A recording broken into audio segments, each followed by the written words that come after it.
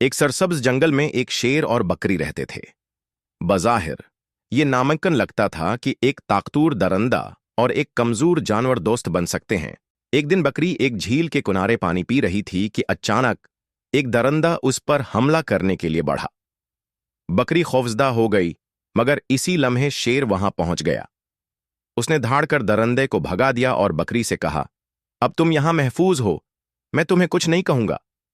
बकरी हैरान हुई कि एक शेर उसे नुकसान क्यों नहीं पहुंचा रहा, मगर आहिस्ता आहिस्ता दोनों में दोस्ती हो गई। शेर उसकी हिफाजत करता और बकरी उसे अपनी छोटी छोटी बातों से हंसाती। एक दिन शेर बीमार हो गया और खाने हैं के काबिल न रहा। बकरी ने खतरा मोल लेकर जंगल से खाने का बंदोबस्त किया और शेर की देखभाल की। जब शेर सेहत याब हुआ तो उसने बकरी से कहा, आज तुमने साबित कर दिया कि सच्ची दोस्ती ताकत या कमजोरी नहीं देखती, बस खुलूस और वफा देखती है।